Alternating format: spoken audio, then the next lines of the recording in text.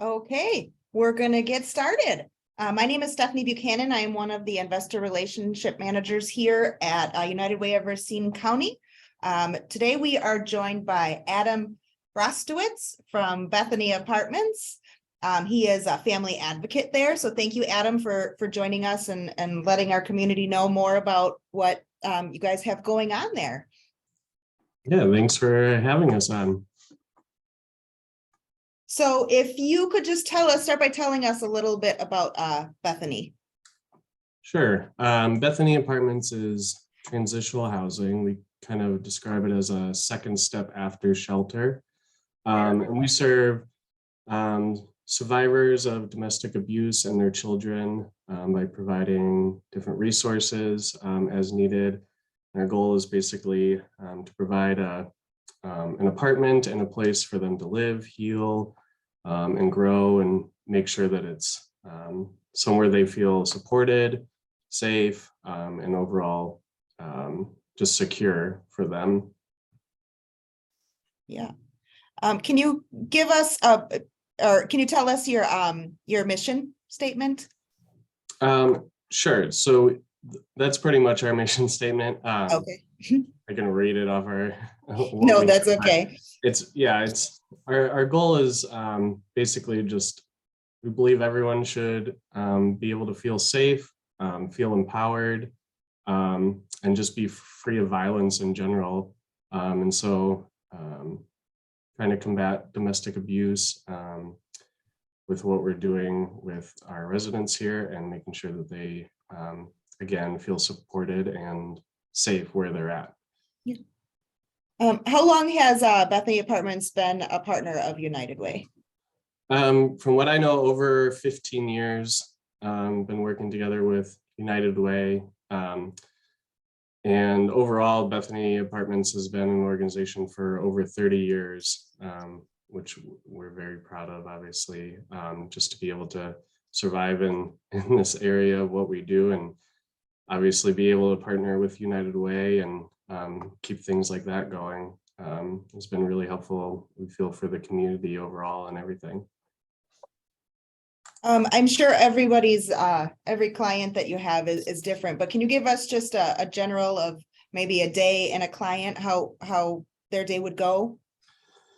Yeah, so really it depends on our client or our residents.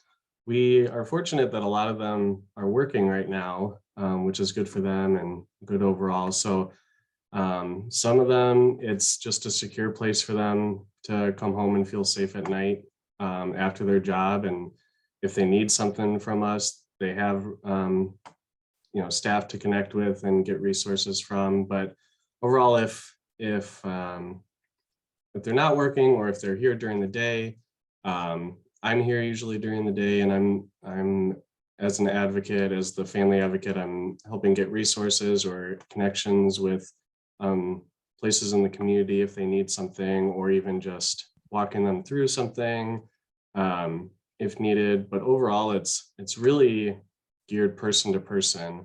We have 12 apartments. Right now we're at capacity. We have 12 families, and they range from single women to women with children. And so it really depends on the person or what they need. And we're trying to either walk them through or help them ourselves, or at least connect them with someone that can. What's the average stay of one of your families? So our maximum is 2 years. That's the longest we can have someone stay with us. We ask at least 6 months, just so they can make sure that they're safe and secure from the domestic abuse that they came from prior and things. But usually around just over a year or a year and a half is kind of the average stay.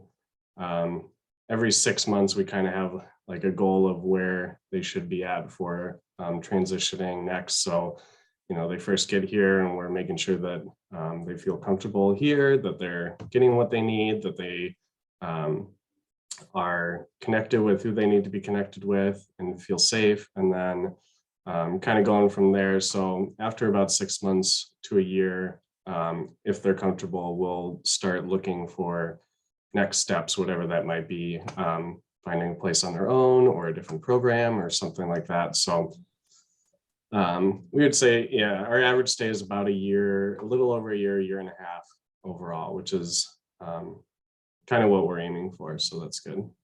Yeah. And so when families are there, you know, I know they have apartments, they have their own apartments, but is there a space where everyone can get together and maybe the children can play, or is there group programming available? Yeah, we offer some group programming. It really depends on, we kind of survey everyone of what they currently need. Right now, we're running an empowerment group that our case manager, who meets individually with all the residents, and then also runs groups. She'll run an empowerment group once a week for whoever wants to attend. And then we'll do activities and things with the children as needed, or kind of come up with something, usually once a month at least, whether that's we put on something, some kind of activity, or someone from the community comes in and provides a dinner or something. And so we try to offer different things as needed, kind of, again, whatever the environment is with everyone's needs or wants, things like that. So say a mother comes in and has two children that aren't from, you know, the direct area where you guys, and say they would, you know, be going to school at a location not close. How does that work? Do they get pulled out of their school and go to a different school, or? So so because this is transitional housing, the residents here are considered homeless in that aspect because it's transitional housing again. So with schooling, it depends. In the Racine area, they because of McKinney-Vento, which for homelessness and transitional housing, essentially doesn't allow discrimination towards anyone for being homeless. We're able to work with Racine Unified to figure out what's best for each family or each child. And so transportation, things like that, if they're in the district or close, we're able to figure that out and get them to where they need. But most of them, like, we've had people from Racine move up to Milwaukee, come back here, and they're staying with us when they come back here. And so in that aspect, like for one example, the family ended up changing school districts and things like that. But it's really whatever we can work with the families on and work with the school district and stuff to get them what they need. How many paid staff members do you have that work at Bethany? Right now we have, there are, I always have to count because we just added someone. There are 5 of us, so we're pretty small, and I'm here usually during the days as a full-time employee, and then Pam Handro is our executive director. She's usually here during the day with me, or I'm here with her because she runs the place, and I'm just Pam's right-hand person right now. And then we have part-time case manager, whom I said before ran the groups and meets with people individually, usually a few nights a week and on Saturdays. And then we have a person that lives on site for emergencies at night, or just things throughout the day if we're unable to get to them, or if I'm not here or something like that. We at least have someone here at all times for now. And then we have another part-time person that does kind of more office work, but then also we'll meet with residents if needed. So for us, it's really important that all encompassing, all of us staff members really have a good grasp of a trauma-informed lens. So even if someone is working here just more office work or whatnot, we're making sure that at some point they're going to have to interact with residents. And you know, there's a lot of need for the trauma-informed aspect. And so that's really important to us to make sure that everyone's needs are met and that they're going to feel safe and secure talking to whomever they're talking to here at Bethany. So I think, can you talk a little about what happens when a family or a woman is ready to leave, like has completed everything, maybe found housing? You guys really do still provide, you want to talk a little bit more about that? Yeah, so right now, let's see, there's a few examples. I started here a little over a year ago, and I've had, I think, 4 or 5 people that have transitioned on. So again, it really depends on what the person needs and what we kind of help them work through to figure out what next steps are. So we've had people buy a house.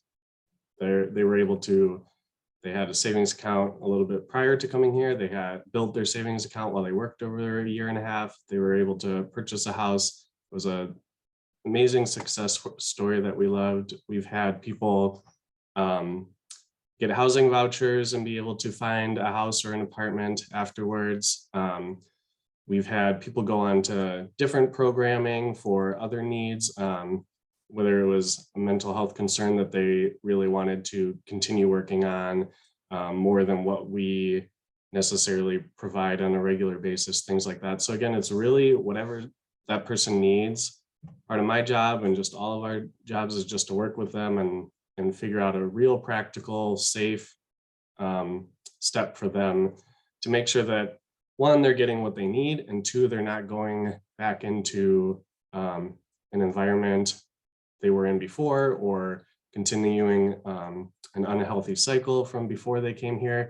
So really making sure we're working with them on that. And then our procedure overall is we do offer follow-up services for a few months afterwards, and really we'll stay connected as long as the resident wants and things, just to kind of follow along. The first, we do usually the first 3 months to make sure that they got what they need, they're successful and what their next steps were, things like that. And then after those 3 months, we really just kind of, if they want to check in with us, that's totally fine. But we really want to make sure that they, feel like they can continue talking to us in that aspect afterwards, because they do spend a long time here, and this is their home for a while, depending on their stay and how they feel. Yeah, for sure. So, but when say, somebody does find housing, you guys will help provide, like, furnish the house, correct? And make sure they have, necessary food staples and things like that. So when they come to Bethany, we offer all those things. And then afterwards, we go mostly off of donations is how we get our furniture, but we do purchase some things for people. So when they leave, depending on kind of what we have for them, they are able to take things with them. Their beds, their mattresses and their beds they take with, and then certain furniture we let them take with them so that they do have something. And other than that, we partner, we try to work with a lot of organizations within Racine. We work closely with Women's Resource Center prior to them coming here, but then afterwards we look at places like Safe Haven has a program, Feather and Nest, which does specifically that, trying to furnish apartments for people. And I'm not part of that program, so I don't know exactly the parameters, but we do work closely with them, things like that, to really stay connected and support our residents when they move on and need help finding something. So while your residents are there, what other community resources or partnerships do you guys have, to help with? I know you talked about, you help with financially, you help them, with education. What resources do you partner with? Yeah, so some of our resources, we've developed on our own in terms of like, we'll offer financial education or even simply domestic abuse education. A lot of people come here, not realizing exactly, they know something wasn't right, but they don't know exactly what aspects of their life were impacted and things. And then around we're seeing, there's a lot of different programs that we've worked with. Like, as I mentioned, women's resource centers, very, very close partner that we work with prior to them coming here. And we usually use Women's Resource Center as kind of a first step. We have worked with other places to find people needing transitional housing. Like we've had different hospitals and things contact us. And then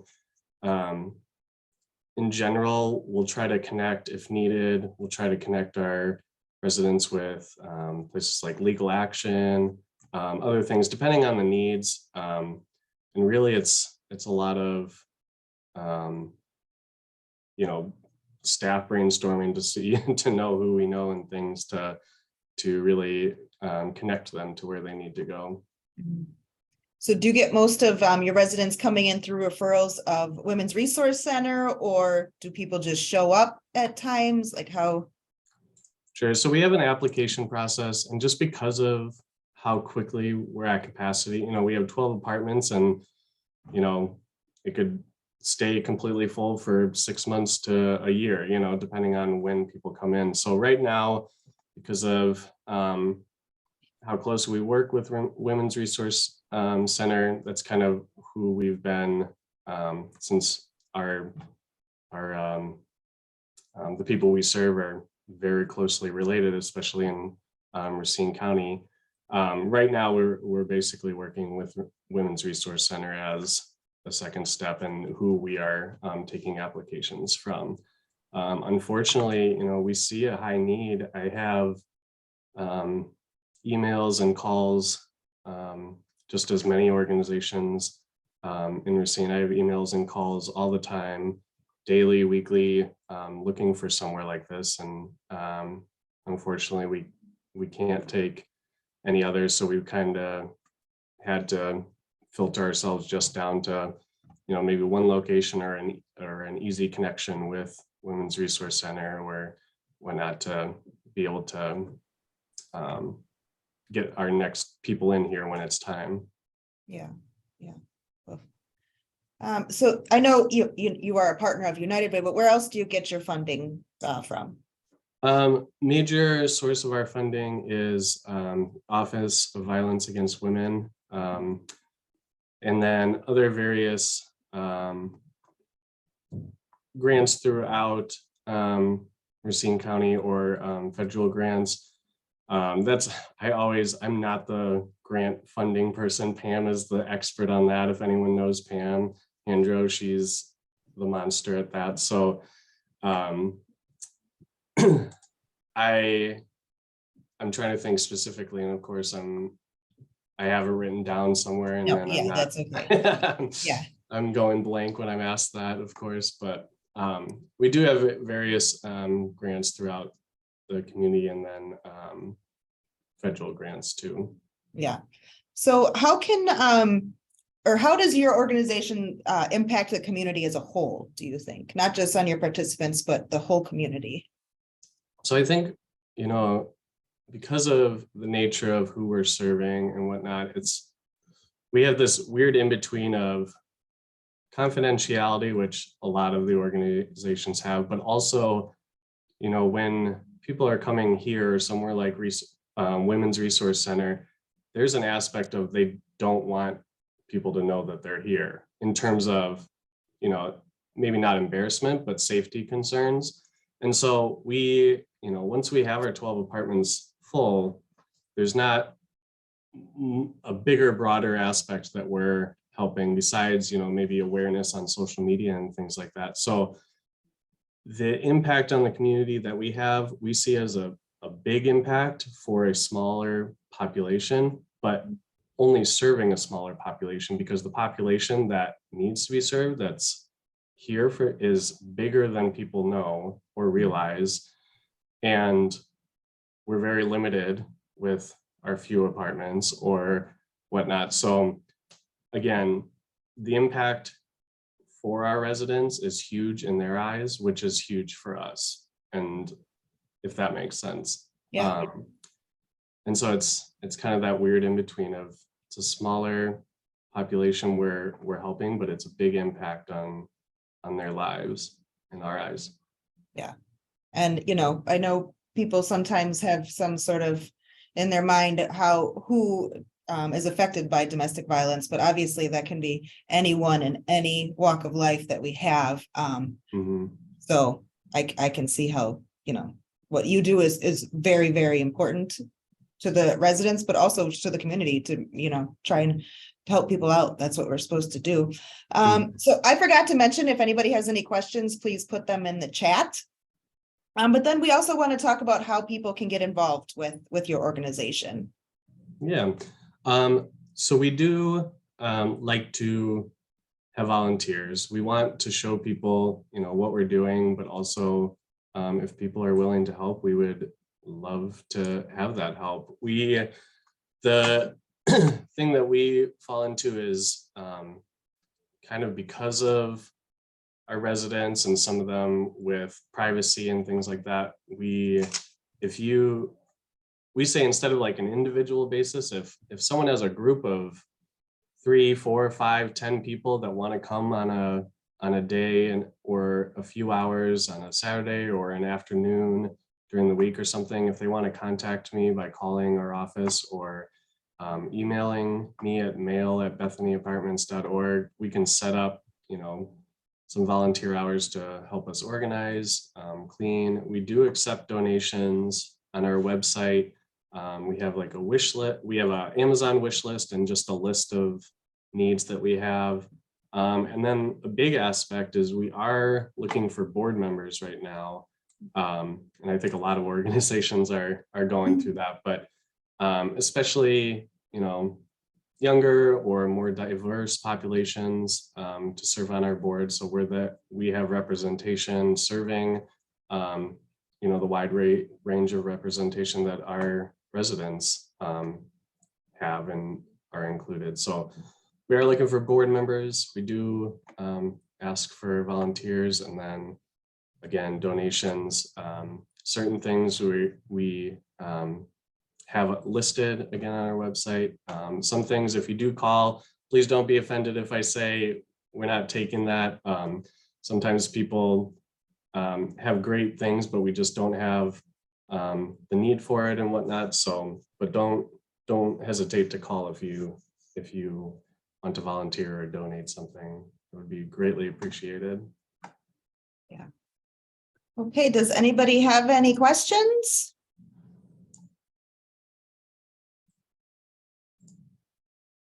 I guess we covered it all. Sounds good. It looks like somebody may be typing one in, so we'll just give it one more second. I don't want to cut somebody off if they're interested. But again, everyone on will get a follow-up email with this recording. If you could please share it on your social medias or with anyone that might be interested in what Bethany Apartments does. Thank you all for attending, and hopefully we'll see some of you tomorrow at our victory dinner. All right. Have a good day, everybody. All right, thank you. Thanks, Adam.